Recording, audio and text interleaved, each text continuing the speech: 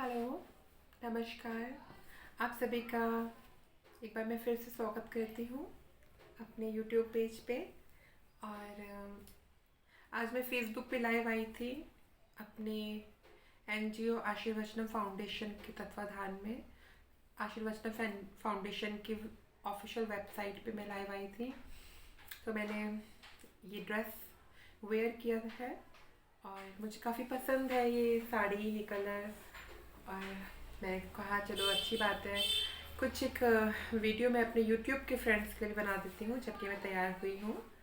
तो आज का वीडियो मैं बनाने चाह रहे थे, मुझसे पूछा गया है कि ट्रांसजेंडर्स के लिए या trans women male to female category में कौन कौन सी सर्जरीज होती हैं जो कि हमें करवानी चाहिए या करवाई जाती हैं।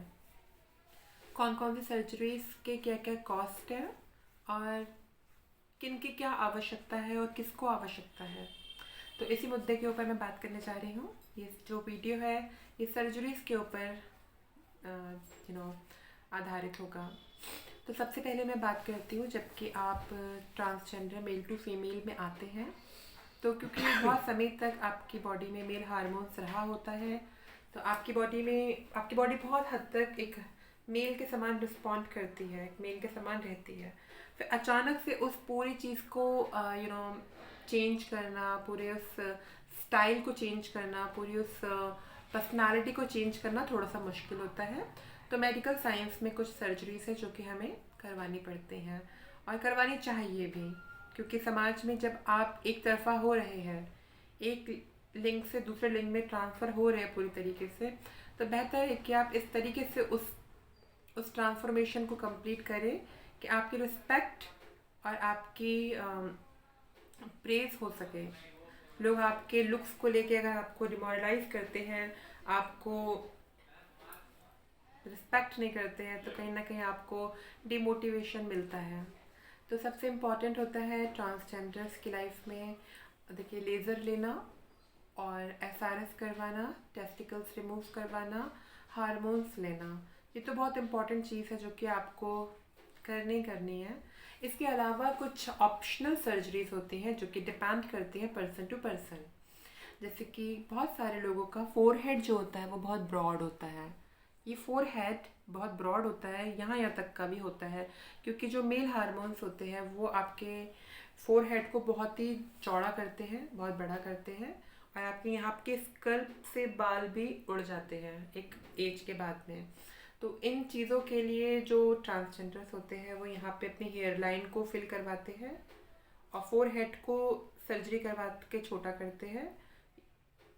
अपनी आईब्रोज को अप करने के लिए फोरहेड की सर्जरी कराई जाती है, जिससे कि आपके जो हेयर लाइन है ये थोड़ी सी डाउन रहे, थोड़ा सा आपका माथा छोटा लगे, फेमिनिन लगे, और आपकी जो ब्रोस है वो थोड़ी सी एरो शेप में आती हैं तो और खूबसूरती लगती है।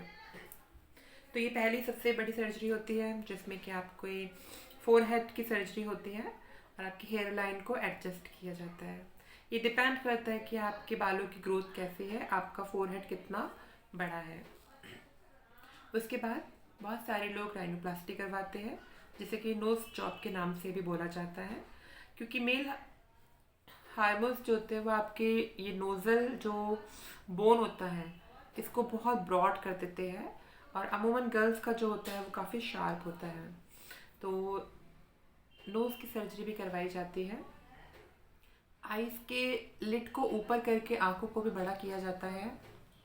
चीक्स, अगर आपके बहुत बड़ा चेहरा है और हार्मोन्स लेने के बाद भी छोटा नहीं हो पाता है, तो इन चीक्स को भी हल्का सा यहाँ से डॉक्टर्स टेक्निकली कुछ सर्जरी करते हैं, इससे आपकी जॉ लाइन सेट होती है और आपकी जॉ लाइन को कम करके ऐसे एक ओवल शेप दिया जाता है, ताकि आपका चेहरा ऐसा ना लग के ऐसा लगे। जैसे कि मेरा भी देखिए अभी थोड़ा सा जॉ लाइन ब्रॉड है, अगर इसको ऐसे शेप में लेके आना चाहूँगी तो यहाँ पे जॉ लाइन करेक्शन एक सर्जरी होती है, वो करवाना होगा। और इसके साथ ही आर्टिफिशियल डिम्पल्स होते हैं और आपको अपने लिप कलर भी मिलते हैं, और आपका लिप ऑगमेंटेशन भी होता है। लिप्स के साइज़ को और उसके शेप को भी आप अपनी मर्जी के हिसाब से करवा सकते हैं। इसके बाद में ये जो देखिए फेस की बात है, और ये सारी सर्जरीज जो है ये FFS नाम से बहुत सारे सर्जन्स, बहुत सारे प्लास्टिक सर्जरीज करने वाले सर्जन्स करते हैं, और इनकी कॉस्ट अलग अलग हॉस्पिटल्स में अलग अलग है। कंप्लीट FFS करवाते हैं आप, यानी कि फेशियल फेमिनाइजेशन सर्जरी करवाते हैं, तो आपको तकरीबन 3.5 लाख रुपए से 4 लाख रुपए तक का इंतज़ाम करना पड़ेगा। अगर आप लोग हर चीज़ की अलग अलग सर्जरी करवाते हैं तो प्राइजेस वेरी करते हैं फ्रॉम डॉक्टर टू डॉक्टर। बहुत सारे डॉक्टर्स जो होते हैं वो फोरहेड का 1 लाख रुपीज़ चार्ज करते हैं, नोज़ का 1 लाख चार्ज करते हैं, जॉ लाइन का 1 लाख चार्ज करते हैं, और चिन रिडक्शन और थोड़ा सा लिप ऑगमेंटेशन, इन सबको मिला के कम्प्लीट पैकेज 3.5 to 4 लाख तक में मिल जाता है। आप अगर सब एक साथ करवाते हैं तो आपको थोड़ा सा बजट में अच्छा रहेगा, अगर अलग अलग करवाते हैं तो थोड़ा सा कॉस्टली हो जाता है। ठीक है, जैसे कि अगर आप नोज़ का करवाएंगे तो 1 लाख to 115 पड़ जाएगा, अगर आप फोरहेड का करवाते हैं तो 1 लाख to 115 पड़ जाता है, और चिन का करवाते हैं या जॉ लाइन का करवाते हैं तो उस हिसाब से पैसे जो होते हैं वो घटते बढ़ते जाते हैं। अमूमन यही रेट्स चल रहे हैं। इसके अलावा ब्रेस्ट की सर्जरी होती है जो कि 60,000 से स्टार्ट होके 1.70,000 तक चली गई है। मतलब कि 60,000 रुपये से लेके 1,70,000 रुपये तक के रेंज में आपको ब्रेस्ट इम्प्लांट की सहूलत मिलती है, सुविधा मिलती है। और ये जो प्राइजेस है ये डिपेंड करते हैं क्वालिटी ऑफ सिलिकॉन्स, बिकॉज जो इम्प्लांट होता है, ब्रेस्ट इम्प्लांट होता है, वो सिलिकॉन इम्प्लांट होता है एक्चुअली, जो कि बॉडी के लिए इतना हार्मफुल नहीं होता है अमूमन। तो डॉक्टर्स जो होते हैं वो डिफरेंट जो सिलिकॉन के लेवल है, क्वालिटी है, उसके हिसाब से अपने प्राइजेस को रखते हैं। बहुत सारे जो ब्रेस्ट इम्प्लांट होते हैं वो आपके ब्रेस्ट के डाउन साइड से कट करके इम्प्लांट किए जाते हैं, और जो आजकल बहुत टेक्निकली जो डेवलप्ड टेक्निक है वो आपके आर्मपिट से सिलिकॉन्स इम्प्लांट किए जाते हैं, जो कि विजिबल नहीं होते हैं, और बहुत ज़्यादा एडवांस्ड टेक्नोलॉजी है, और जिसके रिजल्ट्स बहुत खूबसूरत हैं। कुछ लोग हैं जो कि कम पैसों के चक्कर में सस्ते सोचते हैं कि जल्दी से लड़की बन जाए, और पैसों का इतना होते हैं, तो वो लोग फिर डाउन साइड से इधर की तरफ से अपना इम्प्लांट करवाते हैं, जो कि रिजल्ट्स भी इतने अच्छे नहीं होते हैं, और उसकी क्वालिटी भी अच्छी नहीं होती है, और उनका शेप और लुक्स भी इतने अच्छे नहीं आते हैं, और वो इतने लाइफ लॉन्ग भी अच्छे नहीं रहते हैं। तो अगर आप लोग सर्जरीज करवा रहे हैं और आपको पास में का बजट है तो गो फॉर आर्मपिट। इसके अलावा आपके जो SRS है वो तो मेन सर्जरी है, वो होना बहुत ज़रूरी है। बहुत सारे लोग बटक्स की भी सर्जरी करवाते हैं, ब्राज़ीलियन बटक लिफ्ट आ रही है वो करवाते हैं, और बहुत सारे लोग सिलिकॉन भी यूज़ कर रहे हैं बटक्स में, और जिसके रिजल्ट्स मतलब मैंने अब तक तो अच्छे नहीं सुने हैं। मैंने जो रिव्यूज़ देखे हैं, मैं अभी किसी ऐसे इंसान से नहीं मिली हूँ जिसने कि ये सब चीज़ें करवाई हों प्रैक्टिकली, लेकिन जो मैंने रिव्यूज़ देखे हैं, जो गूगल स्टडी करी है, या जो मैंने और ट्रांसजेंडर्स बहनों से मिल के बातचीत करी है, तो मैंने उसके रिजल्ट्स इतने अच्छे नहीं देखे हैं। बहुत ही टेक्निकली चैलेंजिंग सर्जरी होती है, और बहुत ज़्यादा बेड रेस्ट करना पड़ता है, और उसके रिजल्ट्स इतने अच्छे नहीं आते हैं। तो मैं सजेस्ट करूँगी कि उतना आगे नहीं जाइए।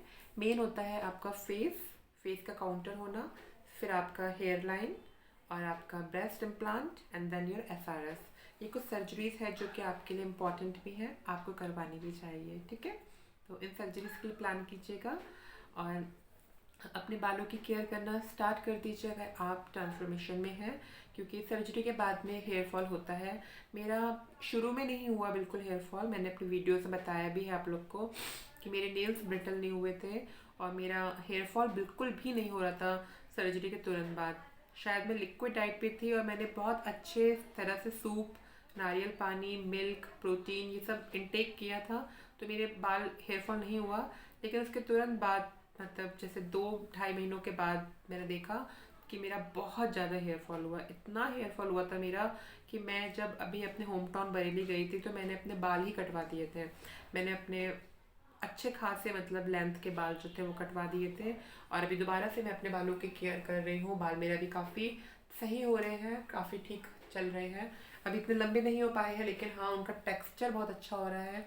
और धीरे धीरे बाल जो है वो वापस अपनी फिर से अपने मतलब उसी लेंथ की तरफ बढ़ रहे हैं, आगे बढ़ रहे हैं। अब बाल झड़ते भी नहीं हैं।